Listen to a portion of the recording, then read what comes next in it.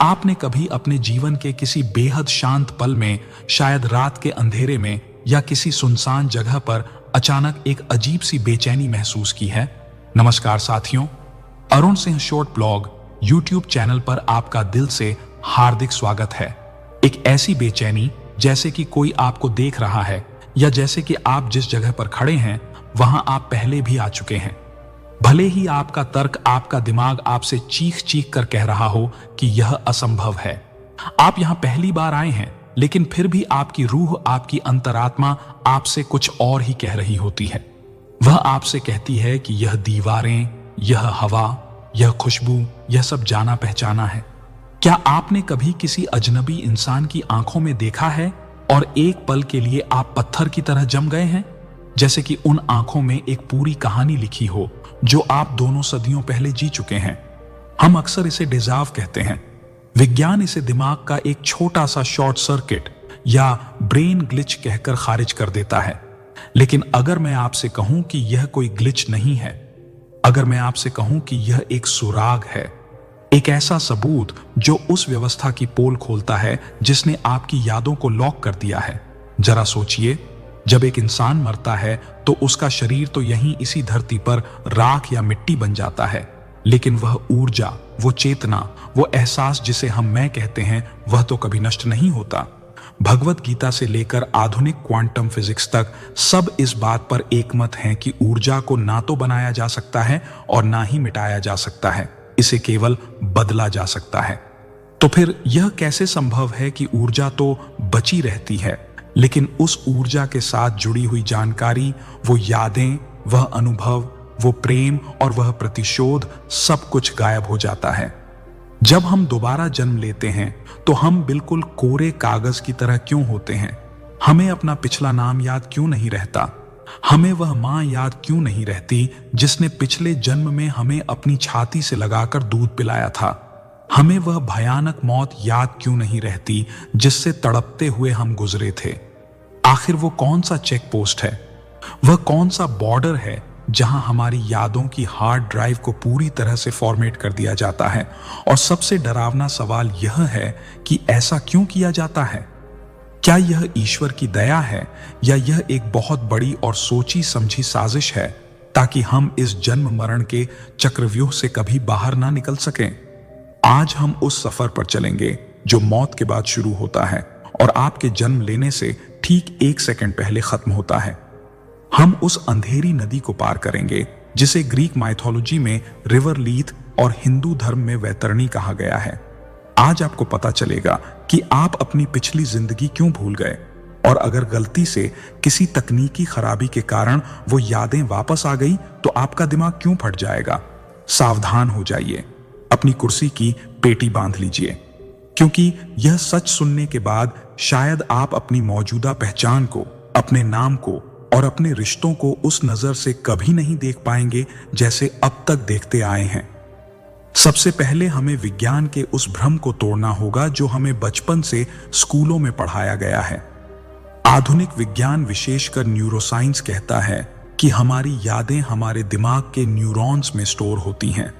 हमारे दिमाग में अरबों न्यूरॉन्स हैं जो एक दूसरे से जुड़कर सिनेप्स बनाते हैं और इन्हीं रास्तों में हमारा डाटा सेव होता है। तो विज्ञान का तर्क बहुत सीधा और सपाट है। जब शरीर मरता है तो दिल धड़कना बंद कर देता है, खून का बहाव रुक जाता है और ऑक्सीजन की कमी से दिमाग के न्यूरॉन्स मर जाते हैं। जब हार्डवेयर ही जल गया, जब कंप्यूटर ही नष्ट हो गया, तो उसके अंदर का सॉफ्टवेयर यानी यादें कैसे बचेंगी? सुनने में यह बिल्कुल सही लगता है ना? लेकिन ठहरिए, यहां विज्ञान का एक बहुत बड़ा विरोधाभास छिपा है जिस पर वैज्ञानिक खुलकर बात करने से डरते हैं। क्वांटम फिजिक्स का एक मूलभूत सिद्धांत है जिसे नो हाइडिंग थ्योरम कहते हैं। इसका मतलब है कि इस ब्रह्मांड में जानकारी कभी नष्ट नहीं हो सकती। अगर आप एक किताब को जला भी दें तो भी क्वांटम स्तर पर उस किताब की हर जानकारी, हर शब्द उस धुएं और राख के कणों में मौजूद रहता है। अगर हमारे पास सही तकनीक हो तो हम उस धुएं से वापस किताब बना सकते हैं। यहां तक कि ब्लैक होल जो सब कुछ निगल जाता है, वह भी जानकारी को नष्ट नहीं कर पाता। तो फिर एक इंसान की चेतना जिसमें प्यार, नफरत, कौशल, बदला और अनुभव का इतना विशाल डाटा है, वह बस गायब कैसे हो सकती है? क्या प्रकृति अपने ही नियमों को तोड़ेगी? नहीं। अगर यादें सिर्फ दिमाग के टिश्यूज में होती तो यूनिवर्सिटी ऑफ वर्जीनिया के डॉक्टर इयान स्टीवनसन के पास उन ज्यादा से ज्यादा बच्चों के केस फाइल्स नहीं होते जिन्होंने अपने पिछले जन्म की सटीक जानकारी दी थी। जरा सोचिए, एक 3 या 4 साल का बच्चा जिसका दिमाग अभी पूरी तरह विकसित भी नहीं हुआ है, वह कैसे बता देता है कि वह पिछले जन्म में कहां रहता था, उसकी मौत कैसे हुई थी, उसके शरीर पर गोली कहां लगी थी और उसके कातिल का नाम क्या था? और जब पुलिस रिकॉर्ड्स की जांच की गई तो वह सारी बातें 100% सच निकली। अगर दिमाग मरने के साथ यादें मर जाती तो यह बैकअप फाइल इन बच्चों के दिमाग में कैसे डाउनलोड हुई? इसका मतलब साफ है और यह निष्कर्ष आपको हिला देने वाला है। यादें आपके दिमाग में नहीं होती। दिमाग यादों का गोदाम नहीं है। दिमाग तो बस एक एंटीना है, एक रिसीवर है, जैसे आपका रेडियो या मोबाइल फोन। गाना आपके मोबाइल के अंदर नहीं बज रहा, गाना तो हवा में सिग्नल के रूप में मौजूद है। अगर आप अपना मोबाइल तोड़ भी दें तो सिग्नल खत्म नहीं होता। आप बस एक नया मोबाइल लाते हैं और वही गाना फिर से बजने लगता है। ठीक वैसे ही आपकी यादें आकाशिक रिकॉर्ड्स या ब्रह्मांडीय क्लाउड स्टोरेज में सुरक्षित रहती हैं। शरीर टूटता है, आत्मा नया शरीर लेती है और सिग्नल फिर से पकड़ने लगती है। तो सवाल वही खड़ा है, अगर सिग्नल मौजूद है और आत्मा भी वही है तो फिर विस्मृति या एमनीजिया का यह फिल्टर क्यों लगाया गया? हमें सब कुछ याद क्यों नहीं रहता? क्या कोई है जो नहीं चाहता कि हम सच जान पाएं? इसके पीछे एक ऐसा गहरा और जटिल आध्यात्मिक तंत्र काम करता है जिसकी कल्पना भी रोंगटे खड़े कर देने वाली है। जब एक इंसान की मृत्यु होती है तो क्या होता है? क्या सब कुछ काला हो जाता है? नहीं।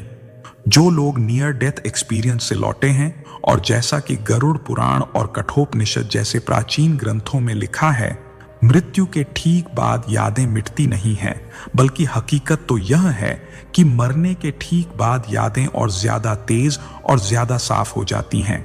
जैसे ही आत्मा शरीर छोड़ती है, उसके ऊपर से भौतिक शरीर का और उस सीमित दिमाग का बोझ हट जाता है। दिमाग का वह शोर, वो चिंताएं, वो डिप्रेशन, वह दवाइयों का असर सब खत्म हो जाता है। बचती है तो सिर्फ शुद्ध चेतना। इस अवस्था में आत्मा को अपना पूरा जीवन एक हाई डेफिनेशन फिल्म की तरह दिखाई देता है।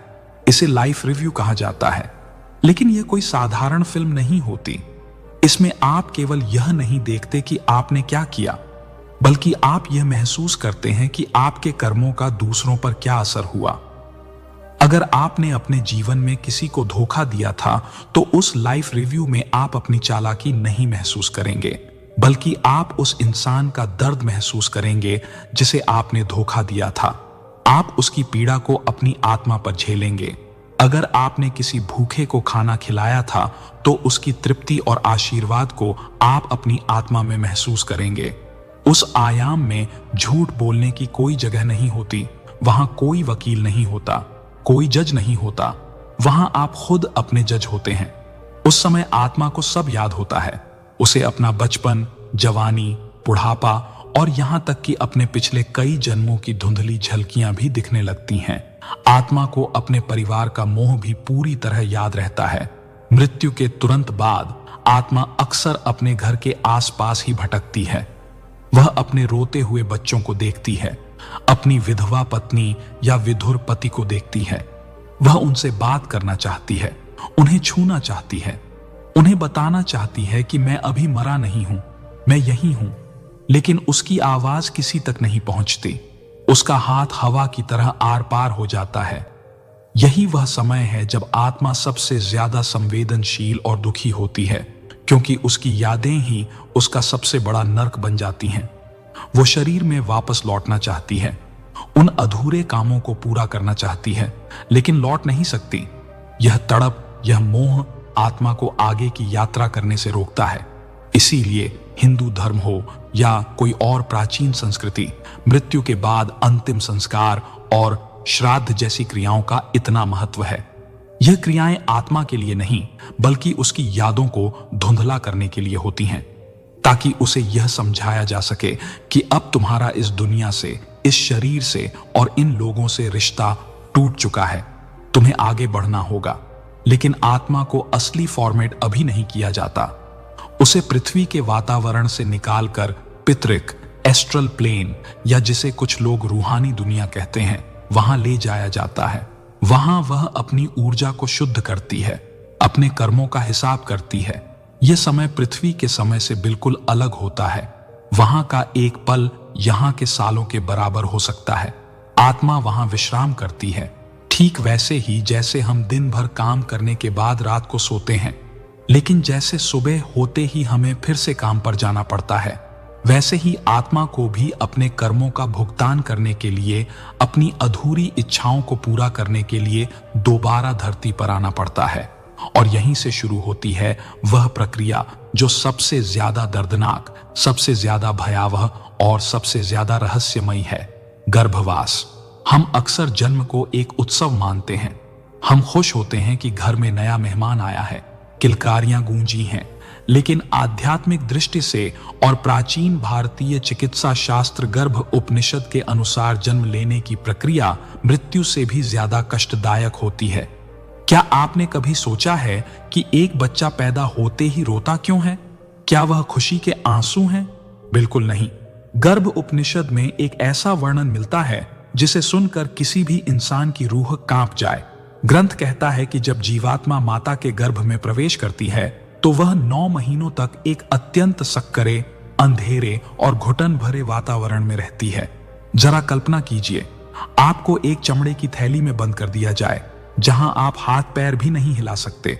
आपके ऊपर मलमूत्र और गंदगी तैर रही है और सबसे भयानक बात, वहां जठराग्नि जल रही है। जठराग्नि यानी मां के पेट की वह आग, वह एसिड जो भोजन को पचाता है। उस आग की तपिश उस कोमल जीव को भी महसूस होती है। वो वहां उबलता है, तड़पता है। विज्ञान कहता है कि भ्रूण को दर्द नहीं होता, लेकिन अर्षियों ने कहा है कि आत्मा को सब महसूस होता है। और उस समय लगभग 7वें महीने के आसपास जब शरीर थोड़ा विकसित हो जाता है, उस जीवात्मा को चेतना प्राप्त होती है। और इस घोर कष्ट के कारण एक चमत्कार होता है, उसे जाति स्मरण प्राप्त होता है, यानी उसे अपने पिछले 100 जन्म याद आ जाते हैं। जी हां, 100 जन्म उस अंधेरे में लटकी हुई आत्मा अपनी पूरी यात्रा देखती है। वह देखती है कि कैसे वह बार बार पैदा हुई, बार बार मरी। कभी वह एक शक्तिशाली राजा थी, कभी एक रेंगता हुआ कीड़ा। कभी उसने दूसरों को मारा, कभी दूसरों ने उसे मारा। वह देखती है कि जिन लोगों के लिए उसने पिछले जन्म में चोरी की थी, झूठ बोला था, पाप किए थे, वह लोग तो पीछे छूट गए। लेकिन उन पापों का फल उसे अब इस गर्भ में अकेले भोगना पड़ रहा है। यह एहसास आत्मा को तोड़ देता है। उस समय उस गर्भ के अंदर वह नन्ही सी जान ईश्वर से, उस परम शक्ति से एक बहुत गहरा वादा करती है। इसे गर्भ स्तुति कहा जाता है। वह आत्मा गिड़गिड़ाती है, प्रार्थना करती है कि हे प्रभु, मुझे इस बार इस गर्भ के नरक से बाहर निकालो। मैं वचन देता हूं कि बाहर जाकर मैं कभी मोह माया में नहीं फंसूंगा। मैं अपने परिवार, पैसे और अहंकार के चक्कर में नहीं पड़ूंगा। मैं केवल सत्य की खोज करूंगा। मैं अपना जीवन तेरी भक्ति और जन कल्याण में लगाऊंगा, ताकि मुझे दोबारा इस गंदी कोठरी में ना आना पड़े। आत्मा पूरी शिद्दत से मुक्ति की प्रार्थना करती है। उसे पक्का विश्वास होता है कि इस बार वह सुधर जाएगी। लेकिन फिर वह क्षण आता है जिसे भारतीय दर्शन में वैष्णवी माया का खेल कहा जाता है। जैसे ही 9 महीने पूरे होते हैं और बच्चे का जन्म होता है, जैसे ही वह मां के शरीर से बाहर आता है, एक बहुत बड़ी घटना घटती है। जैसे ही पृथ्वी की ठंडी हवा उसके नथुनों को छूती है, जैसे ही वायुमंडल का दबाव उसके शरीर पर पड़ता है, उसी क्षण एक ब्रह्मांडीय पर्दा उसकी बुद्धि पर गिर जाता है। विज्ञान इसे जन्म का सदमा या बर्थ ट्रॉमा कह सकता है, ऑक्सीजन का रश कह सकता है।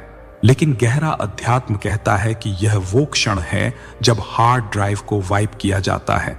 विस्मृति वायु का स्पर्श होते ही आत्मा अपना सारा पिछला ज्ञान भूल जाती है। उसे अपने पिछले 100 जन्म भूल जाते हैं। उसे अपना वह वादा भूल जाता है जो उसने भगवान से किया था। उसे यह भी याद नहीं रहता कि वह कौन है, कहां से आई है। बच्चे का वह पहला रोना जिसे सुनकर डॉक्टर और माता पिता खुश होते हैं, तालियां बजाते हैं। दरअसल वह उस आत्मा की चीख है। वह रो रही है क्योंकि उसने अभी अभी अपना साम्राज्य खो दिया है, उसने अपना ज्ञान खो दिया है। वह एक ज्ञानी आत्मा से एक अज्ञानी जीव बन गई है। अब वह इस नए शरीर, इस नई मां और इन नए रिश्तों को ही अपना सब कुछ मानने लगती है। ग्रीक माइथोलॉजी में भी ठीक यही कहानी है। वहां माना जाता है कि मरने के बाद आत्माएं पाताल लोक में जाती हैं और दोबारा जन्म लेने से पहले उन्हें लीथ नदी का पानी पिलाया जाता है। यह विस्मृति का जल है। इसे पीते ही आत्मा अपने सारे सुख दुख और अपनी पहचान भूल जाती है ताकि वह दोबारा धरती पर जाकर जीवन जी सके। लेकिन अब सबसे बड़ा सवाल यह उठता है कि ईश्वर, प्रकृति या यह ब्रह्मांडीय चेतना इतनी क्रूर क्यों है? हमें हमारी यादें क्यों छीन ली जाती हैं? क्यों हमें बार बार एक ही कक्षा में फेल होने के लिए भेजा जाता है, बिना यह बताए कि पिछली बार हमने क्या गलती की थी? अगर हमें याद रहता कि हमने चोरी की थी और उसकी सजा मिली तो हम दोबारा चोरी नहीं करते। फिर यादें क्यों मिटाई गई? क्या यह अन्याय नहीं है? चलिए एक प्रयोग करते हैं। एक पल के लिए मान लेते हैं कि यह फिल्टर हटा दिया जाए। मान लीजिए कि प्रकृति आपकी प्रार्थना सुन ले और आपकी याददाश्त ना मिटाए। आप अपने पिछले 10 जन्मों की यादों के साथ पैदा होते हैं। क्या आपको लगता है कि यह एक वरदान होगा? नहीं, यह एक ऐसा श्राप होगा जो आपको पागल कर देगा। जरा सोचिए, आपके दिमाग में 10 अलग अलग माताओं की यादें एकदम ताजी होंगी। इस जन्म की मां आपको प्यार कर रही होगी, आपको दूध पिला रही होगी, लेकिन आपके दिमाग में पिछली मां का चेहरा घूम रहा होगा जिसके लिए आप अभी भी रो रहे हैं। आप किसे मां कहकर पुकारेंगे? आपके दिल में वफादारी का संकट खड़ा हो जाएगा। आपके 10 अलग अलग जीवन साथी होंगे। आप किसके प्रति प्रेम महसूस करेंगे? आप अपने वर्तमान पति या पत्नी की आंखों में देखेंगे और अचानक आपको याद आएगा कि 3 जन्म पहले यह इंसान मेरा जानी दुश्मन था। इसने मुझे धोखा दिया था या इसने मेरी हत्या की थी। क्या आप कभी उस रिश्ते को निभा पाएंगे? क्या आप उस बच्चे को प्यार कर पाएंगे जो पिछले जन्म में आपका हत्यारा था? और सबसे भयानक बात, आप अपनी 10 मौतों को याद रखेंगे। एक इंसान अपनी एक मौत के डर से पूरी जिंदगी कांपता रहता है। अगर आपको 10 बार मरने का दर्द याद रहे, कभी जलकर मरने की जलन, कभी पानी में डूबने की घुटन, कभी किसी जानवर द्वारा नोचे जाने का दर्द, कभी बीमारी से तड़प कर दम तोड़ना, वो सारा ड्रामा, वो सारा डर एक साथ आपके नन्हे से दिमाग पर हमला करेगा। एक छोटा बच्चा जो अंधेरे से डरता है, अगर उसे याद आ जाए कि पिछली बार उसकी मौत अंधेरी गुफा में शेर के हमले से हुई थी, तो वह बच्चा जीते जी मर जाएगा। उसका बचपन खत्म हो जाएगा। इंसान का दिमाग इस एक जन्म के छोटे से ब्रेकअप, थोड़ी सी गरीबी या असफलता को नहीं झेल पाता, डिप्रेशन में चला जाता है। तो क्या वह हजारों सालों के दुखों, धोखों, बिछड़ने के गम और मौतों का भार उठा पाएगा? नहीं उठा पाएगा। अगर आपको याद रहे कि आप पिछले जन्म में एक बहुत बड़े राजा थे, आपके पास महल थे, नौकर चाकर थे, और इस जन्म में आप एक गरीब मजदूर के घर पैदा हुए हैं, तो आप अहंकार और हीन भावना की आग में जलते रहेंगे। आप कभी भी इस नए जीवन को स्वीकार नहीं कर पाएंगे। आप हमेशा अतीत में ही जीते रहेंगे। इसीलिए प्रकृति यह दया करती है। वह आपको विस्मृति का वरदान देती है। वह कहती है कि जाओ, मैंने तुम्हें एक नया शरीर दिया है, एक नई स्क्रिप्ट दी है और एक नया मंच दिया है। पुराने किरदार को भूल जाओ, पुराने बोझ को उतार फेंको और इस नए किरदार को पूरी ईमानदारी से निभाओ। यह भूलना हमें पुराने कर्मों के भारी बोझ से मुक्त करता है ताकि हम नए सिरे से अपने भाग्य का निर्माण कर सकें। यह डिवाइन वाइब सजा नहीं है, यह एक मौका है। लेकिन क्या वह यादें सच में हमेशा के लिए मिट जाती हैं? क्या वह डिलीट हो जाती हैं? नहीं। जैसा कि मैंने शुरुआत में कहा था, जानकारी कभी नष्ट नहीं होती, वह सिर्फ लॉक की जाती है। आपके अवचेतन मन यानी सबकॉन्शियस माइंड के किसी गहरे, बहुत गहरे तहखाने में वह सारी फाइलें आज भी मौजूद हैं। और कभी कभी सिस्टम में ग्लिच आ जाता है, कभी कभी वह दरवाजा हल्का सा खुला रह जाता है। क्या आपने कभी गौर किया है कि कुछ बच्चों में बचपन से ही कुछ अजीब डर यानी फोबिया होते हैं? किसी बच्चे को ऊंचाई से बहुत डर लगता है, भले ही वह इस जन्म में कभी ऊंचाई से न गिरा हो। शायद पिछले जन्म में उसकी मौत पहाड़ से गिरकर थी। किसी को आग से डर लगता है, किसी को पानी से। यह डर कहां से आया? यह उस पुरानी फाइल का वायरस है जो डिलीट नहीं हुआ। और इसका उल्टा भी सच है। कुछ बच्चों में गॉड गिफ्टेड टैलेंट होता है। एक 4 साल का बच्चा जिसने कभी संगीत नहीं सीखा, वो पियानो पर उंगलियां ऐसे चलाता है जैसे कोई उस्ताद हो। वह गणित के ऐसे सवाल हल कर देता है जो बड़े बड़े नहीं कर पाते। हम कहते हैं यह चमत्कार है, लेकिन यह चमत्कार नहीं है, यह अभ्यास है। यह वो कौशल है जो उसने पिछले जन्म में दशकों की मेहनत से सीखा था। वो शरीर भूल गया, लेकिन आत्मा नहीं भूली। वो फाइल फॉर्मेट होने से बच गई। ये फोबिया, ये टैलेंट, ये डेजावू, ये सपनों में अनजान जगहों को देखना, ये सब इस बात का सबूत है कि हम एक लंबी यात्रा पर हैं।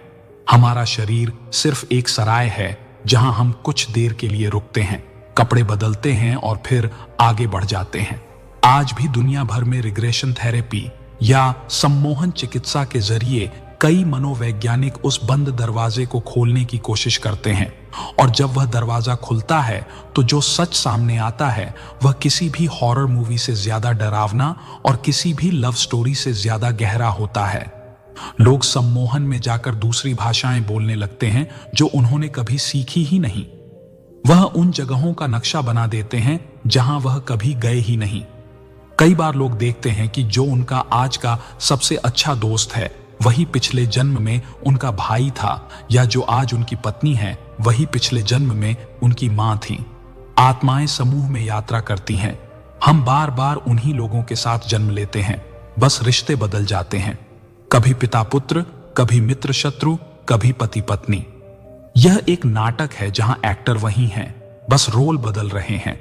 यह रिश्तों का जाल इतना जटिल है कि अगर यह खुली आंखों से दिख जाए तो इंसान समाज में रह ही नहीं पाएगा। इसीलिए पर्दा जरूरी है, माया जरूरी है। लेकिन इस विस्मृति के खेल में एक याद ऐसी है जिसे भूलना नहीं चाहिए, और दुर्भाग्य से हम सबसे पहले उसी को भूलते हैं, और वह है आपके मूल की याद।